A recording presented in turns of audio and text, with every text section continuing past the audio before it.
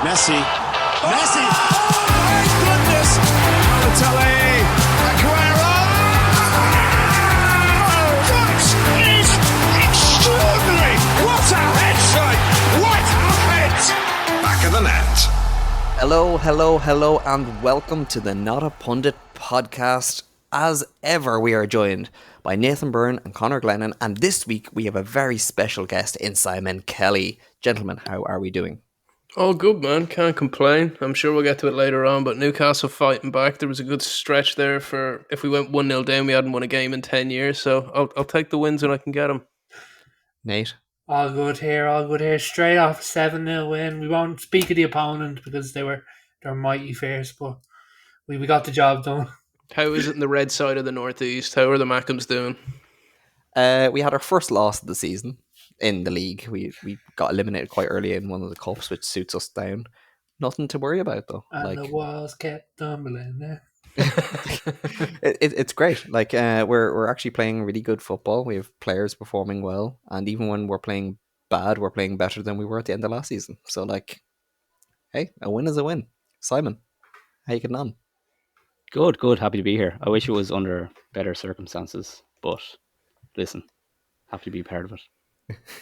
And better circumstances does not just apply to your team, but also Dundalk, who have been all over the news. We did mention them last week, where we kind of touched on if Ireland should have a developmental club. If you haven't listened to that episode, do go back and check it out. It's how the lads ruined the chance for an interview with Mark Canham.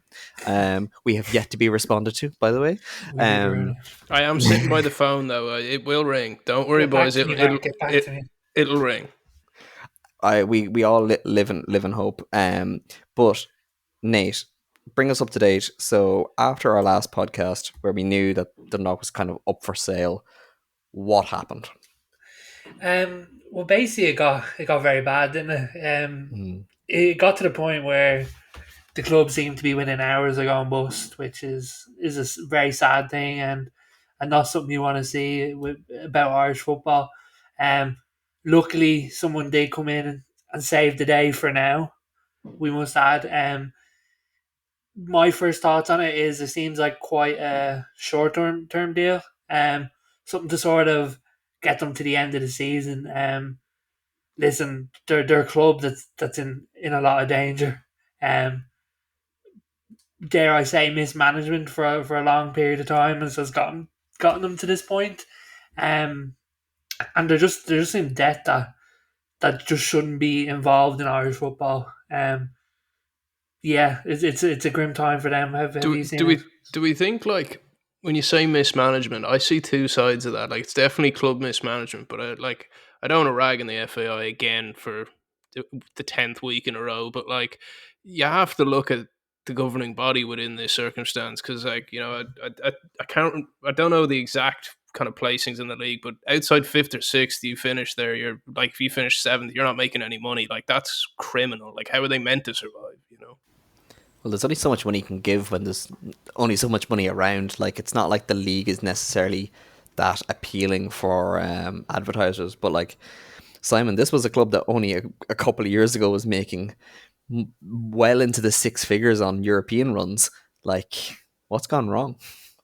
Yeah, and I think like that's kind of like a part of it as well. Like, I think that when Irish clubs like get into European competitions, get into like group stages, which is a very rare occurrence, but like I think they kind of become sitting ducks in a way for these kind of investors to come in and, you know, invest a bit of money, pump a bit of money into it and see how it goes. And if it doesn't, we'll sell it on to someone else. And you can see that with like Dundalk. They've had so many owners and so many managers over the last couple of years since they're kind of the highs of like the Europa League successes and stuff like that. But yeah, I just feel like the way the league is managed, the way the FAI involves itself within the league as well, I think it leaves these clubs kind of vulnerable. And we're seeing like a really bad side of that now as well. Now, just for a little bit of background context, I went to college in Dundalk, so Dundalk is my like League of Ireland team. I was there for like Daryl Horgan, I think, was it a brace or a hat-trick against Cork? Proper in the Stephen Kenny days. It was a fantastic time to be in and around the town. But after that, in around the time that Stephen Kenny left, the club was bought by Peak Six, an American consortium, and this is where we had some of the kind of issues of Giuseppe Rossi. Do you remember him? The Oh God, he was Italian, a. Yeah, I the remember Italian him for American United. Yeah. coach. Bro, No, not that Giuseppe Rossi. The other Giuseppe Rossi, Dundalk Giuseppe Rossi, who had never managed higher than the academy level in America, and he came in with no pro license or anything, so actually couldn't manage in any of the European run games. So it was technically Shane Keegan, um, regular on off the ball, and was he a Wexford manager? Can't remember where he is now. And yes, that wasn't great. So then a local investor came in, the man behind Stat Sports. So technically, Stat Sports, the guys behind the sports bras that you see all the big footballers wear for their biometrics and all that kind of stuff. They came in and bought them, and they're the ones that offloaded the club to Ainscough. And I say that I choose my words very carefully there, because Ainscough bought Dundalk in a week and a half. That's the worrying thing with this as well, and this is something across football in general. We've seen it in the UK, where the UK have had to tighten up on owners' tests. No matter what league, at what level, the owners' tests are like a child could pass them. It seems like I honestly don't like. You turn up, get your picture taken. What else happens? Every club. Like, how many times have we seen terrible owners? You know. Nate, how did Ainscough come through the owners test? It's a week and a half to buy a club is insane from the investor's point of view, but from the league point of view, and a league that has a tradition of clubs going under and not having great ownerships, how did they let it happen? From what I've read, it's actually through past investments that he's had in clubs in the League of Ireland that he's gone through and gotten vetted for that particular investment that has then transferred over into passing the one for Dundalk. To me, that's a huge oversight, and I think the FAI have come out and realised that they had a very big loophole there. You know, a loophole that should be spotted well in advance. Yeah, it's not good enough, because you can have enough money to invest a certain percentage in a club and get away fine, but then when you go and take a bigger percentage in a different club, the finances and the outlooks change altogether. My worrying thing from it is, how can a club go from a couple of years ago playing Arsenal in the Europa League to in crippling debt and literally days away from going bust? Like, to me, it's a failure on the part of the FAI that when you have football clubs, these are institutions that fans get behind, support. The least the governing bodies can do is make sure that these clubs are handed off to the right people that can support them and aid their development. Where, yeah, something's gone hugely amiss here. But what annoys me about it, and just the league in general, and it's been a far too long, shamelessly too long since I've been on the stands at a League of Ireland game on a regular basis. But when I did used to go a lot more, as you said, the passion is there. Arguably, the League of Ireland's had its biggest glow up of all time. The popularity in the league's at an all time high. When any of the games are in the Aviva, the attendance is massive. Like, the interest is there. They're just not capturing that interest on a weekly basis. Just to try and put a little bit of a positive spin on it, Simon, they say misery loves company, and a lot of League of Ireland fans did rally around both the club and the fan base for Dundalk and put a lot of sympathy with their situation. Yeah, and that's great to see, and I think that's the real positive spin of the League of Ireland, and how kind of obviously it's a very small league, but everyone kind of, probably for better or for worse, can kind of relate to what Dundalk are going through, because as Connor alluded to before, this has happened to so many different clubs in the League of Ireland. We've seen clubs come up and come down. We've seen clubs just vanish from existence as well. So everybody knows what they're going through, and Dundalk are they're such a massive club within the League of Ireland system. They've been so successful over the last decade and more, and it is great to see fans rallying around them from opposite clubs and stuff like that. But Yeah, we'll have to see what happens in the next couple of months. But for now, at least they're safe, which is good, and it gives them that kind of breathing space to take it further and hopefully get a permanent investment in and keep the club going.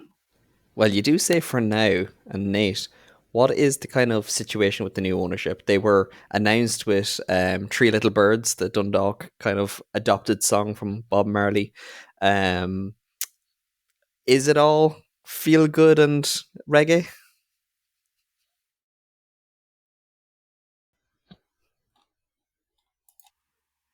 A Dundalk native has come in. He's a barrister local, and he's come in to.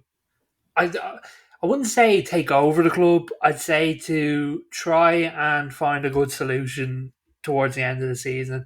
He's come in to facilitate paying players, which is a great thing to do, of course, in such a difficult time. But it feels very short term. He's not going to be the future owner. What makes you say that? Just because like the wording around it is very vague in terms of it feels like he's a fan, he's local, that it's just I'm coming in to step in to help the club get to that next point and explore the options that might be available at the end of the season.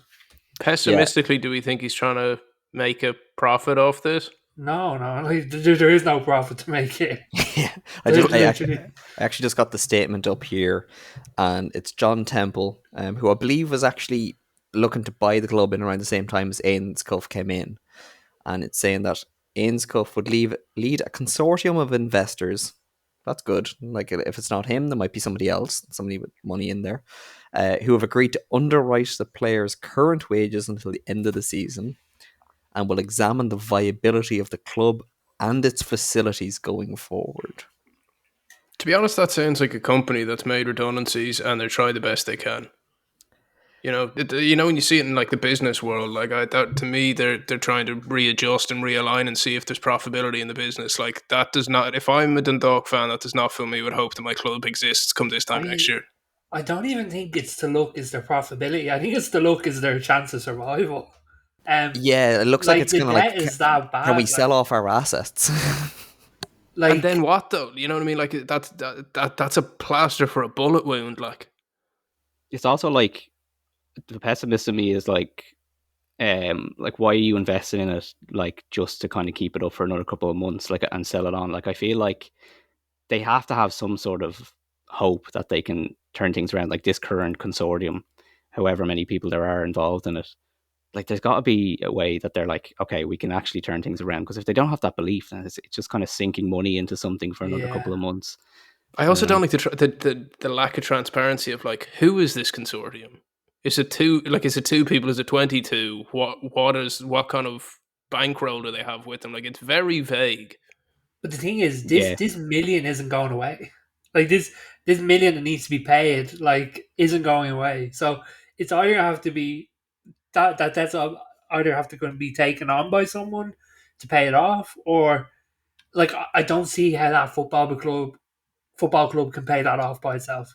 Well, hilariously, the FAI would even struggle to do it because they had about 6 million in the bank last time we checked. Like, hilariously, the FAI have when the backs were against the wall and the timeline was on, apparently they did offer to front some of the UEFA coefficient money, amounted to 72,000.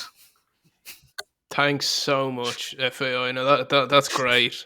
And there was also the 500,000 that they guaranteed in money for renovations on Oriel Park. Well, that's not even FAI. That's government.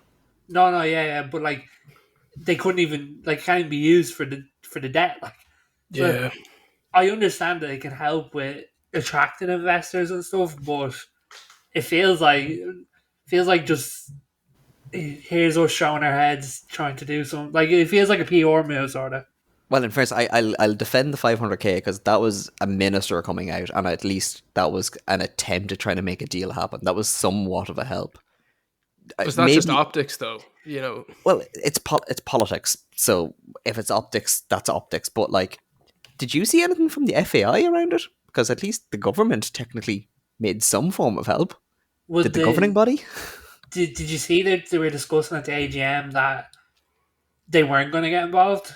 Which I see. This is where it does get difficult, isn't it? It's like if they get involved in one, they're going to have to get involved in the others. It does set a It, precedent. Like it does. like It they I either clean their hands of it or they jump 2 feet in on everyone who's in trouble. I think the listeners understand. I'm not, trust me, guys. I am not the FAI's biggest fan, but I No. understand how they have to be very careful on the moves that they make with private entities. May I add?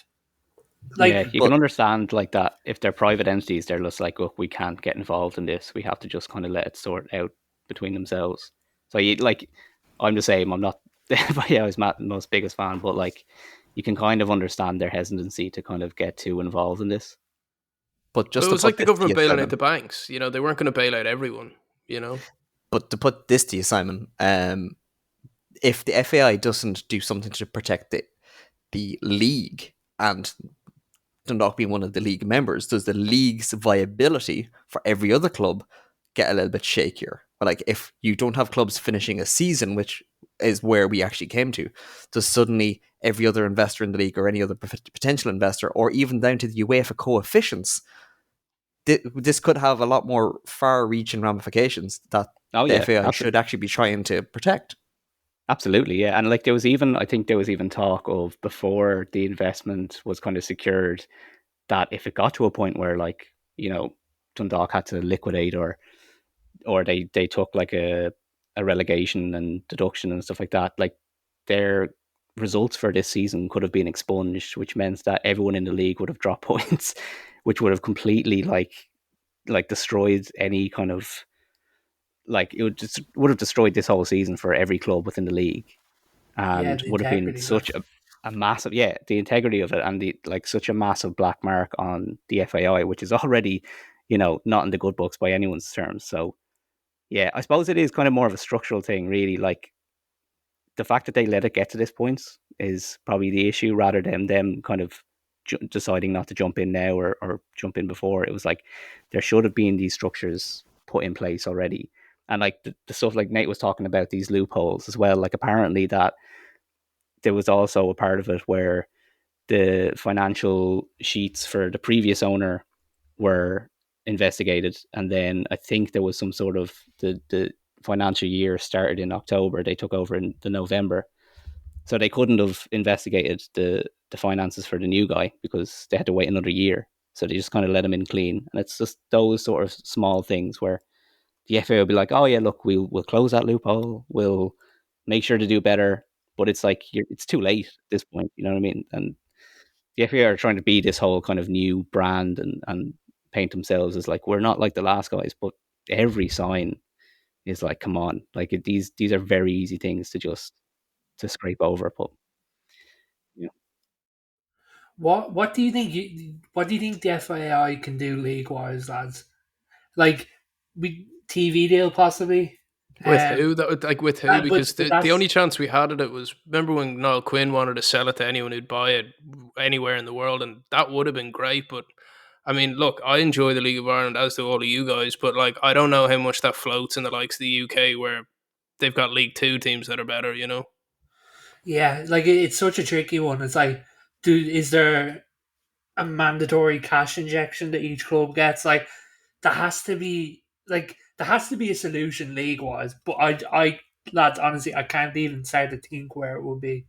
I had a thought, and you can maybe call me mental for this, but and I don't want to go down the road of what are we doing with the 13 billion from Apple too much, right? But what if the FAI or the government used some of that money to buy out all the teams and make it like the IRFU? Just too many.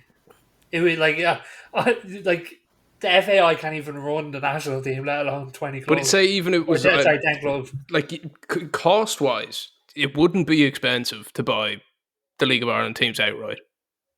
I like could they add in like player grants or something where like the clubs are given extra cash for developing Irish play? Like there has to be something there to to help these clubs. I think more can be done in terms of like making the league appeal more to fans. Like we're seeing old style ways of appealing to fans in a new world. Like, why keep trying to do the same things that haven't worked for 10 years? Like, fair play to them, they got League of Ireland TV. That's a good thing. It's 60 quid for half a season. Yeah, I get it, but will people pay that? I think either a monthly or a match to match subscription may be better with like deals for the full season or whatever. I haven't used the app, I'll be completely honest, so I can't actually speak to whether or not it works. It's very RTE playerish. Well, see, then that's automatically a problem, and it just shouldn't be that. But I think they also need to kind of they don't do like a Monday Night Soccer in the old sense of kind of like, say, like classic match of the day or Monday Night Football, where it's a little bit more laddie, a little bit more pally, a little bit more chatty. It's kind of just a little bit more highlights now, whenever it's on. Well, that is it. Like, the football in Ireland is struggling to get on television. Like, I do that is a think huge problem. that I think we need to leverage the globalization and increase in fandom of women's football and start doing double header games. I think they need to put Yeah. the women's team and the men's team back to back. Like, what a Saturday afternoon that would be, you know? If I was the FAI, if I was to take control of them tomorrow, the first thing I would do in terms of giving money to the League of Ireland, it wouldn't be to give it to the clubs. I would be either hiring a TV crew or investing in their stadiums that they have actual streaming cameras, that you have a good quality stream and a couple of people, even if you have to train in-house people within the clubs to use them. Make it And watchable.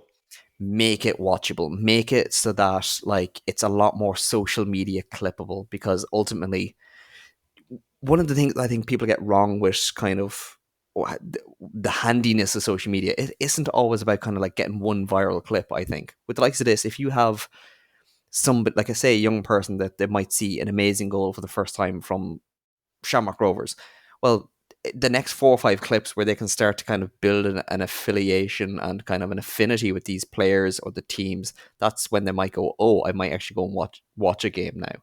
People don't make a decision based on one thing. They have to have that kind of continued exposure. And if you give them, which in a relative sense is a very, very cheap investment, like the cameras I'm talking about are, you, for 100k, you'd have the league sorted.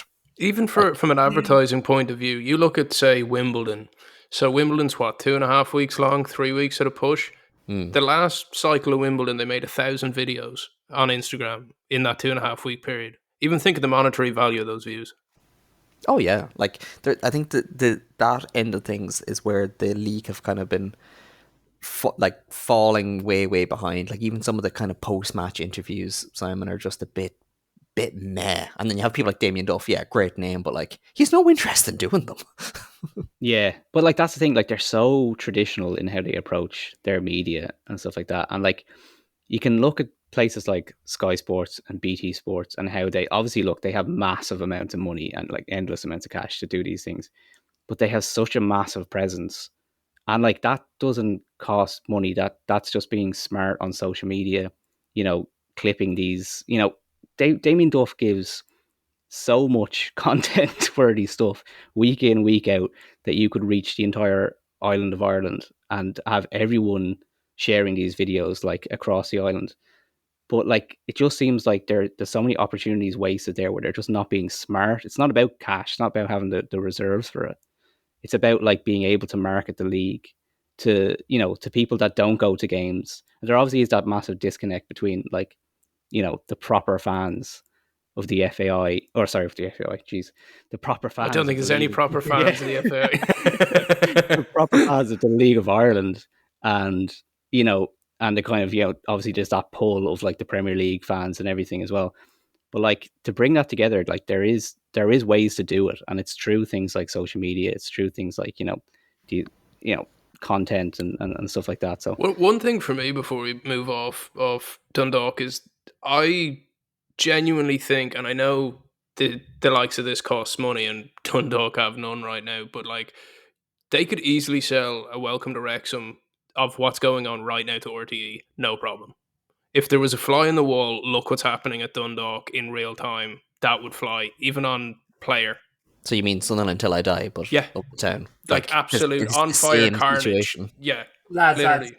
here comes my rugby reference of the week, alright? It's becoming a thing. When it went from the Guinness top 14, yeah, to the URC, that felt a bit like if you, it felt like an upgrade from the older time to the newer time.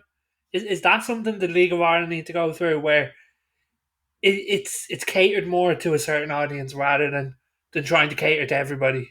Are you saying an All Ireland league here, or are you Oh, saying I'm saying Just a more like rebrand of a the. rebrand, a rethink. It might come across a bit outlandish, but it might be what it needs. Kind of like when Coca-Cola stopped sponsoring the championship, when it kind of was era defining, where they kind of updated all the graphics and all the Yeah. branding, and everything just felt a little bit kind of more modern then. And Nate, just to put one to you, like obviously we spoke about Mark Canham at the end of last week's episode.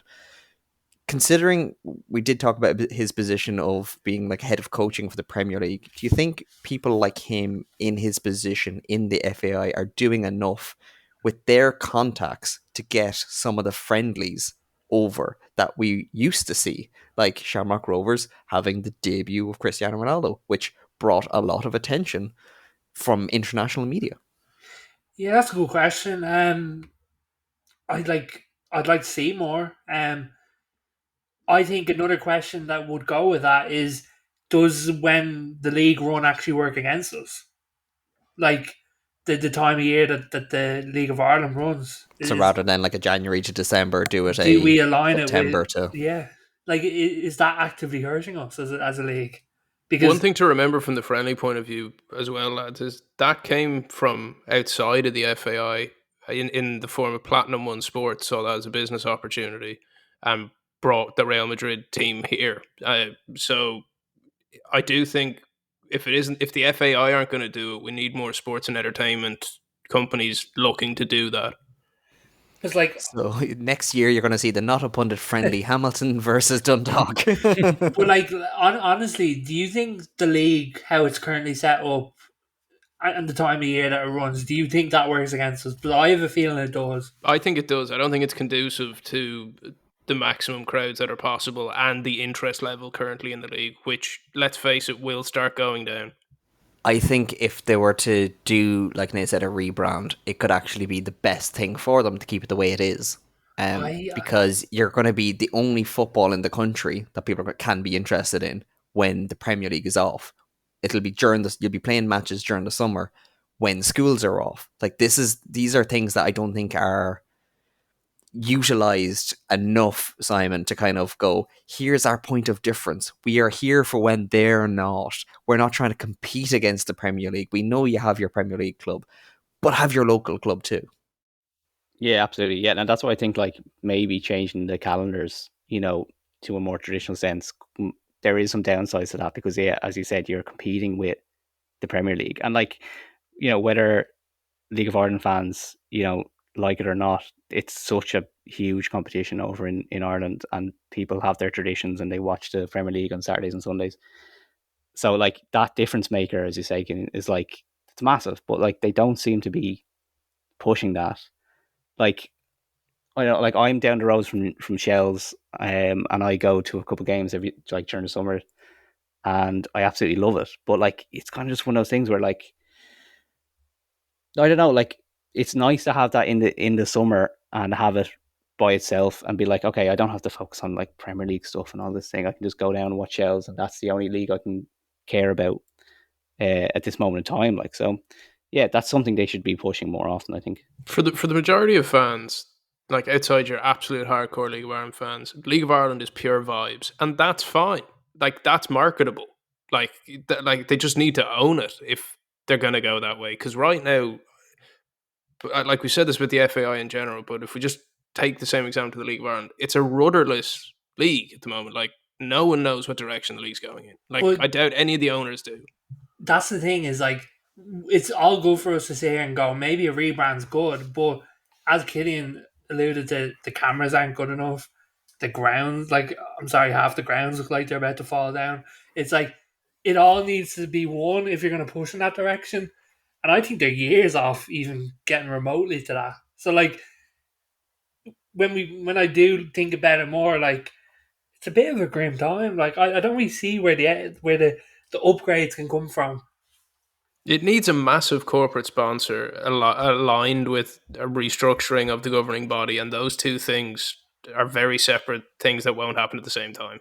We need to sort house in the FAI first, and then like all the things that Killian's been saying, make it more marketable. Let's figure out what this league is, how we can make money from it, and with that, we need a large corporate sponsor to take the jump with the FAI.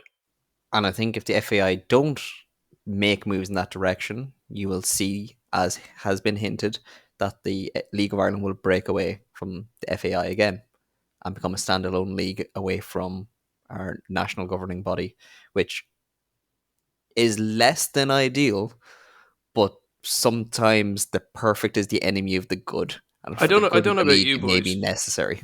I don't know about you. I think if that league does happen where they step away from the FAI, as much as it'd be great, I think the organisational issues within the League of Ireland would be even more seen. And I think more clubs would go under faster if they went it alone. I think we'd genuinely be like when a league breaks away, like it's sort of make or break. Like you have one go. Yeah, like you arse that up, the game's gone. Like genuinely, the game in the country goes under. Like that's my only fear with it. Like if it like, and that's the thing is, we know what business is like. There'll be businessmen that come over and promise the world when they deep down they know they can't even give it. And that's my only worry with a breakaway league is you step away from government guarantees, really, isn't it? Like that, because where it is good to be under the banner of the FAI is, say if there was 5 Dundalks right now, the government would have to step in. But if you are in that circumstance outside of the FAI, there is absolutely no guarantees. The only thing is that UEFA have said that they will help the Irish teams if they were to do a breakaway. So, but that's under the guise of trying to get a Super League going because they're nasty little bastards.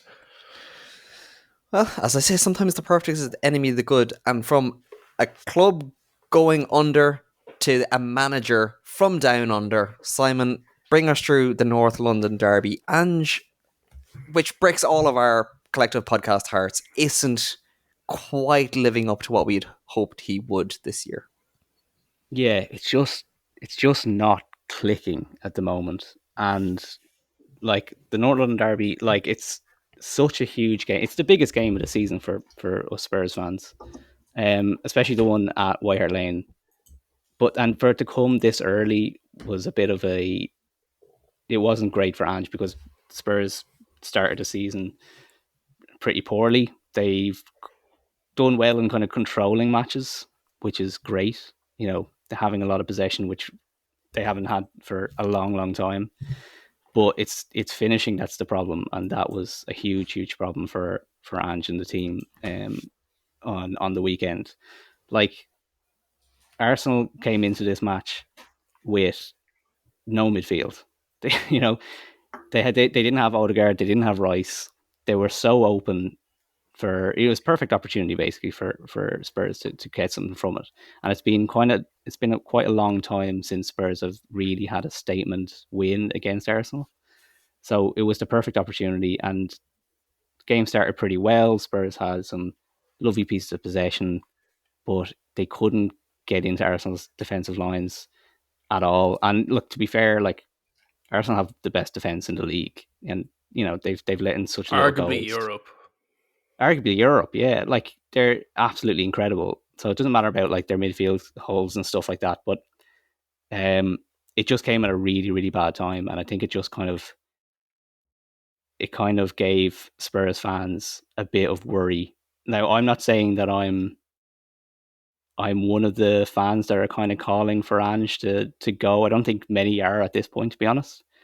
But I think it is making people worried that just this isn't gonna work. You know what I mean? And he's come out very bombastically saying, I always win a trophy in my second season, which is I thought that was ballsy, but not in the good way of ballsy. Like that could really do him in. You're putting a marker on your head basically for Yeah. no reason. You didn't have to bring that up. It's very No much one like. asked, like. But that's the thing. Like that's the thing with Ange. Like I feel like he does these kind of post-match interviews after a really bad loss. Like it happened last season as well with the City match and all the weirdness around that. Like he comes out and says things, and you're sitting there watching it, going, "You didn't have to say that. You've just made it a lot worse for He yourself." talks like Jose, but can't act like Jose. Yeah, You know? yeah, and like, look, he obviously has the stats to back it up with his previous clubs, but like, you know, as much as what you can say about his other clubs and the trophies he's won, like the Premier League is just a different beast. Like you can win a trophy in any other league in the world, and you know you're in the Premier League. Even the cup competitions in the UK are pretty tough to get through. So yeah, I don't know. It's again, as I said, I'm not at the point of like being Ange out or looking for other options, but I am slightly worried at this point. At what point do you start looking for his head? Like, do you think a January transfer window could turn things around, or is it just a matter of like, it's only September, come October, these things will click, or is there just something that's a little bit broken that could go either way? Yeah, like I could talk for hours about like the kind of systematic stuff within Tottenham, like how we've gone through all these different managers and they've all said that something is wrong up top. And like Cough, whether cough, that's Daniel Levy, cough. I know, yeah, whether that's Daniel Levy by himself or just the kind of the organization through it is another question. But um, to go back to your question, it's like I think the good thing that Spurs have on their side this season is that they are in the Europa League. They have all the cup competitions. They're able to say, okay, we have 3 days to focus on the next one. We get a couple of wins under our belt, and nobody's talking about the start of the season. So for me, and then as well as you're looking at the January transfer window, I mean, I'm already looking at the January transfer window, which isn't a good sign because Spurs didn't really have a great summer in terms of transfers. Like they got Solanke in, who's I think a very good finisher. I think he will come good at some point. For the price tag, do you regret it? Well, the way I always look at it as a fan, like I don't really mind how much money they're spending. You know, Spurs have unlimited funds from that stadium. They're in a really good place financially. They're always top of these kind of Bloomberg lists that come out of, you know, the best run clubs and everything. So in that regard, I don't mind how much they're spending on him. There is obviously a pressure that comes with that, but like I think at his age, at someone who was Premier League proven, there wasn't very many strikers they could have got that are better than him. I mean, maybe you're looking at like Isak, but he would have cost double that price. Leave him So alone. You're not getting yeah, him. and like yeah, whether Isak would have even wanted to leave Newcastle, I mean, they got one over on Spurs a couple of weeks ago anyway. So like, it's one of those things where you have very limited options, and I think he will come good eventually. I do think he's a good player, but my worry is that there are other areas of the squad or other areas of that starting 11 that need improvement that haven't been improved. You're looking And at those the immediate changes, where would those be? What do you think the biggest holes in that team are? well, you're looking at the midfield. I mean, the jury's out on players like Archie Gray and Lucas Bergvall, who I think are really promising players, but like again, they're very young. I think they're 18 and 19, which is not they're not the type of players you want to be relying on, and they didn't come on at all during the North London Derby, which proves that Ange doesn't think that they're ready for that type of thing. So yeah, that type of midfield, there's gonna have to be changes, but there's so many players in there that are kind of they're okay, they're good for a couple of games, then they kind of drop off. You're talking about like Bergvall, not Bergvall, Bentancur, Sarr. They're good players, but you just need that kind of star. And Spurs didn't really go out for that for the summer. Just for like full disclosure, in our transfer window roundup, I did compare Solanke to Soldado. I think you said Soldado 2.0 to be precise. Yeah, and I think in relative sense of money equating to nowadays money, I think they're very similar. But from a decision like that, and as you're saying, the likes of Gray not being big match ready at least, remind us of the structure of Spurs, like, are these Ange's signings, or is this like a director of football that's kind of building for next year, regardless of if Ange is there or not? Yeah, so like Spurs have a weird kind of system at the moment where they've got this. So obviously, they had the director of football the last couple of years, Paratici, who was a very controversial character, who would kind of go out and famously just kind of talk to basically every player in the position that they wanted, and there was all these media leaks. You would know exactly who Spurs were after, and they'd Price would eventually get jacked up as well. price would get jacked up, but he'd eventually get his man, and he got a couple of good signings within his time. But he's gone because there's some dodgy stuff going on from his time at Juventus, where he got a ban, and they've brought in this new guy Langa, who is very much a numbers guy. He kind of very much under the kind of like the Brentford guys of things, and Brighton, where they're using these numbers to get these players that nobody's really going out for, but they fit the system, they fit the criteria, and things seemed promising at the start of the window. Like they got the young lads in, and everyone was very happy with that. But it was under the terms of they got the young guys in, and they're gonna splurge on someone like Eze, who they were chasing for the entire window. And that's where the structural issues come. But nothing came from that. So they made their kind of very smart for the future signings quite early on in the window. They got Solanke near the end of the window after a couple of weeks, but there's that expectancy of like you kind of feel like you missed a trick on something. There should have been an Eze, there should have been a centre midfielder that you got. There could have been another winger that you got that would be straight into the first team, and that's where things are starting to fall down already. We're only 4 match days into the season, but like there's already structural issues there where you're saying why wasn't this player bought? Why wasn't this player brought into the team? So yeah, it's not good signs at the moment, but I'm still holding on to faith. Simon, I've said this to you a few times. Spurs, they sign good players for world class money. Like, I'm still of that opinion. Like, Solanke, good player. Way too. The fee's crazy. Archie Gray, good player. Player probably for 2 or 3 years down the line. Crazy money for a player. Could work out to be a bargain though. Could, Yeah, but do like could, but should Spurs be acting in this way when there's still so much deficiencies to their squad in the moment? Like, I think that's a big thing. I personally don't think Ange has much of an identity on that team. I was sort of saying this to you earlier. I struggle with Ange a bit. I don't know what Ange is. I don't think I Ange knows what Ange is, to be I honest with you. And I don't mean that to be funny. I don't know if he's fully found himself as a coach in the Premier League. I blame Celtic fans. Like these, like Celtic fans, you are to blame for this. You have hyped this man to infinity and beyond. Um, This is like messing with the Taylor Swift fans. It's messing yeah. with the Celtic army. You are going to be in trouble, my man. But like, yeah, to me, he's a bit like he's been overhyped. He's a decent manager, and he's very chirpy. He is very chirpy. He doesn't like being tested in the media. He has a very brash way of coming across in the media, which is good to a certain degree, but also bad. I think when I don't mean this in a bad way, when you're at a club like Spurs that you don't have overall control. Do you know what I mean? Like you yeah, like certain managers can come across very rash, but it's because it's their ship. It doesn't feel like Ange's ship.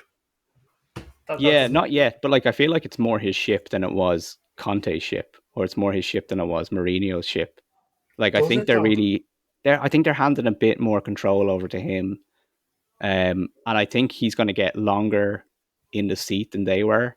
Like the thing is with Ange is like as you were saying, yeah, he is very brash. That is true, and he's not doing any favors for himself because that brashness really comes back to bite you when you're not getting the results.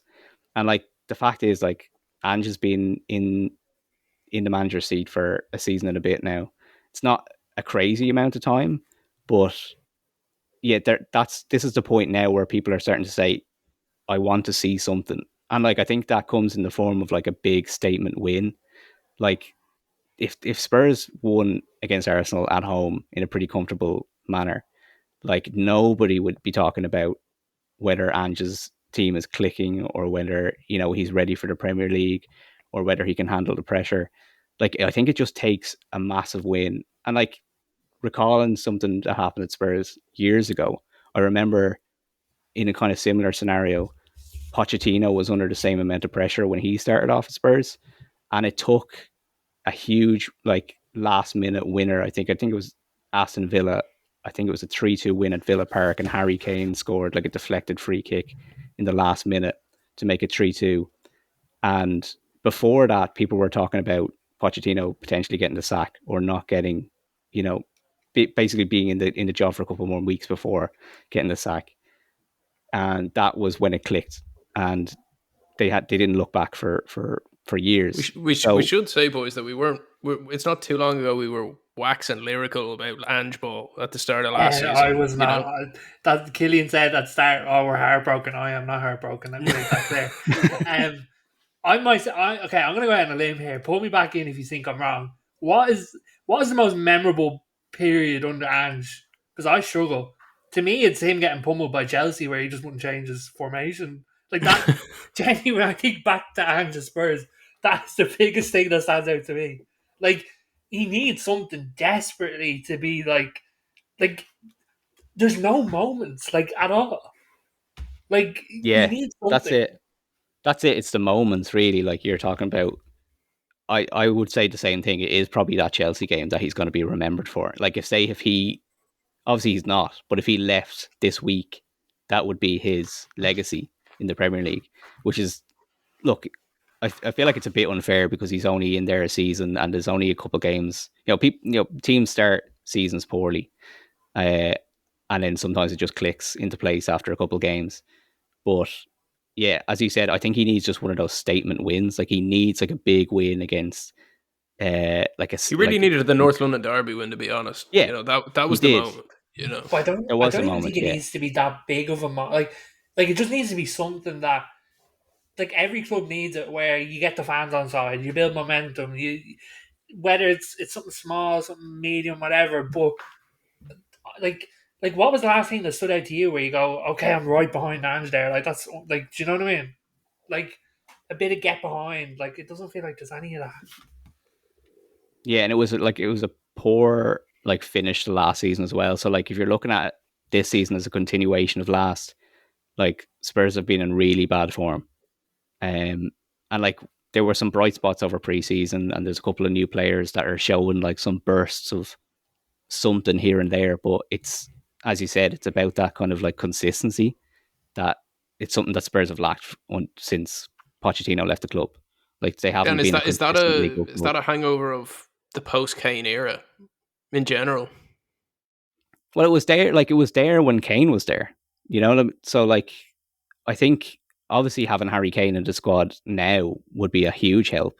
But like there's still that kind of that worry there that like there's something structurally in both the club and in the way Ange is playing his football that isn't linking up. Like even if Harry Kane was playing the North London derby on Sunday, like he wouldn't have got a touch of the ball. Like he'd probably be getting a touch of the ball on the halfway line as he used to do and just like spray it to one of the wingers. But that's not where you want your striker, and you want him scoring goals. So like it's goals is the problem, basically. If you're boiling it down to anything, you need to just be finishing those balls off. It's like having players like Brennan Johnson, who is so shot for confidence. Like he deleted his Instagram after. I saw that.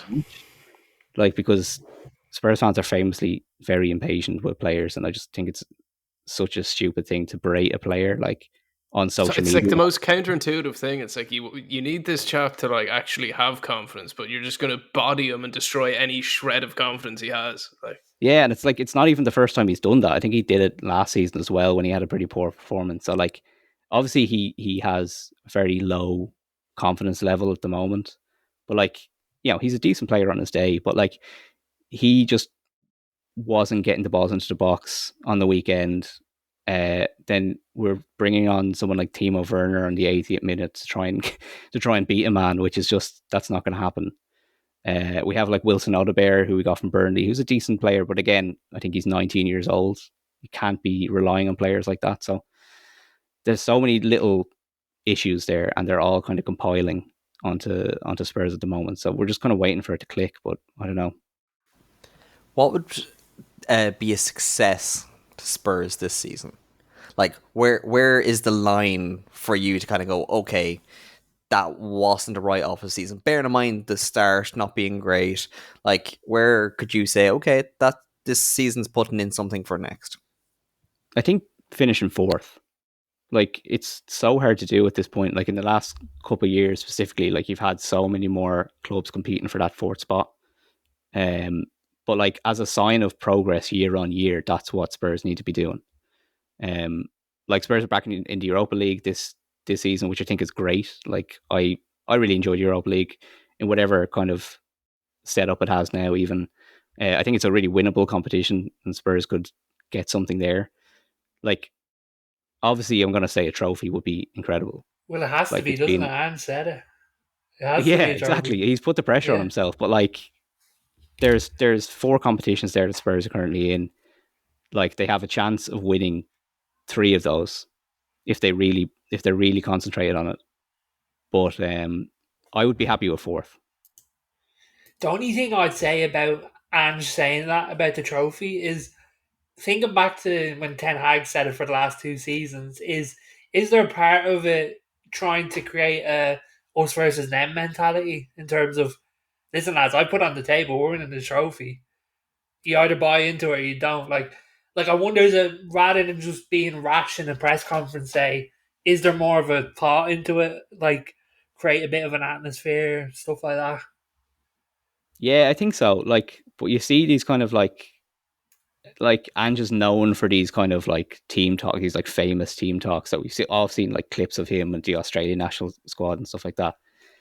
But like, I don't know, I always get a bit put off by his press conferences, and I don't really enjoy them because he's always so prickly to the media. And I think there's a way to have that kind of us versus them mentality. And I think that, like, for as much as I dislike the man, Jose Mourinho was a master at doing it.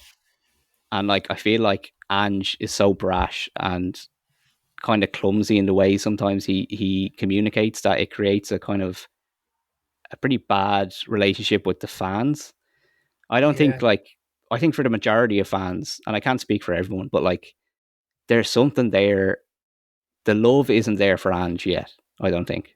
I think the There, jury's there, still out on him for a lot of fans. there also needs to be, like, say with the media, is like, managers can go too overboard. Like, you also need allies in the media that you don't get hung out to dry as well. Like that, like, do you know what I mean? Like, I'm sure Yeah, the and you mean, Spurs reporters want a manager that's just as given to them as say they are to what they do. yeah, and like, well, I suppose the good thing that he does bring is, like, he'll always give you good kind of stuff to write about. Like, he'll always give you great quotes, um, and he's very philosophical in his approach.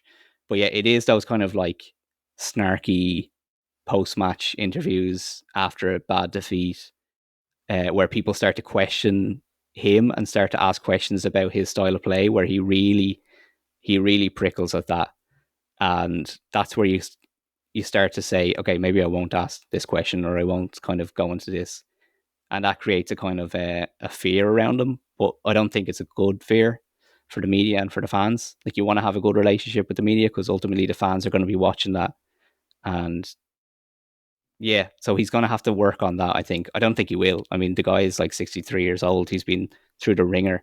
He's not going to change his tone, and like, he's been fairly forward in that regard.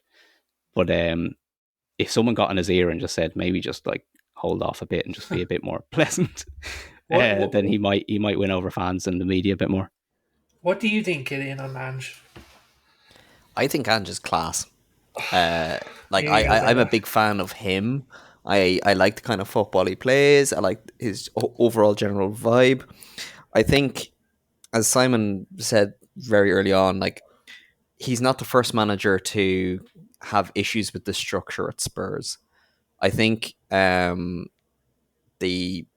like Lange or however you pronounce his name, the director of football coming in from Villa, he didn't have the best of time at Villa.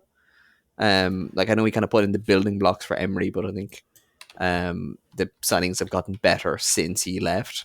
So I don't think he's the fix for their signing woes. And ultimately, I think the squad just seems a little bit kind of hapdash. Like I think you said before that, like what's his identity? I don't think the squad reflects his identity, and as such, how can he like impose like his style on a squad that isn't really necessarily made up for him? Like I would stick with him. I would stick with him quicker than I would the director of football, which I know is kind of the reverse of what that role is supposed to be. But I think, I think Spurs have that overhang of Paratici's ban, that it was kind of we need somebody in the role rather than having the right person in the role. I think there is now better options out there that you could go and get that could maybe be a little bit better at building a squad that would then allow Ange to kind of kick on. I would also question some of the overall coaching staff. Like, has Ange actually brought in his own people, or is there still a lot of overhang of people? Because I know I was there with Sunderland. We had coaches and players outlasting multiple managers, and it does play a factor when they're kind of like, don't really like what you're doing. I'll just wait until the next one. But the thing with Ange is he doesn't have a coaching staff. He brings in new guys at every job he's in. He doesn't bring guys with him. I didn't which know is that. Really, that's strange. Yeah, it's really interesting. Like, there's a couple of like I think Ryan Mason has stayed on as an assistant. He's brought in Mila Jedinak, the old Oh yeah, there. yeah. Hard as nails, that fella. Yeah, and still looks the part as well. But I don't know. It's a weird one with his coaching staff. Like, obviously, the biggest issue for the last couple of weeks and months seems to be the set piece scenario. So, like, Spurs had a set piece coach from Conte's time at the club. His name escapes me at the moment, but he was known for like having like 600 like set piece scenarios and stuff like this. And Spurs did really well from like free kicks and corners. You could see the kind of the things taking place on the pitch.